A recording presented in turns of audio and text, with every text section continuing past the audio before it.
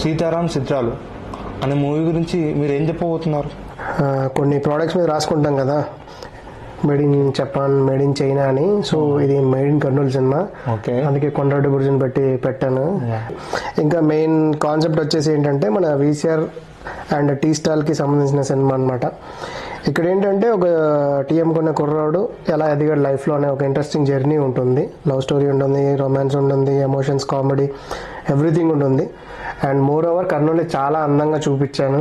మీ మూవీకి main asset ఎవరు? Main assets ఇద్దరు అనమాట.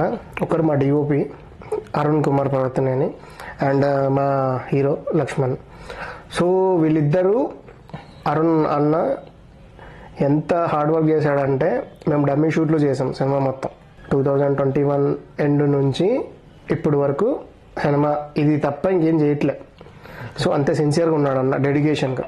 శశి గారు ఎప్పుడు పిలిస్తే అప్పుడు వెళ్ళి మనం ఏమైనా వర్క్ ఉన్నా కూడా అంత హార్డ్ వర్క్ చేశాడు, వచ్చి వెంటనే చేశాడు. ఇంకా హీరో గురించి చెప్తాను.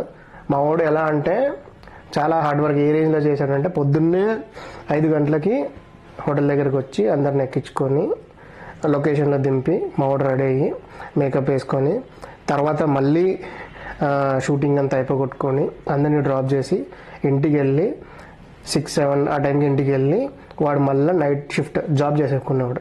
నైట్ 9 నుంచి సంథింగ్ 3 ఆ టైం వరకు, అంటే డైలీ 2-3 అవర్స్ కంటే ఎక్కువ పడుకునేవాడు కాదు. అంత హార్డ్ వర్క్ చేశాడు. కానీ ఏ రోజు కూడా అంత ఆ స్ట్రెస్ని కెమెరాలో చూపించలేదు మనోడు. అంత ఎంత కష్టం వచ్చినా సరే తట్టుకొని నిలబడ్డాడు.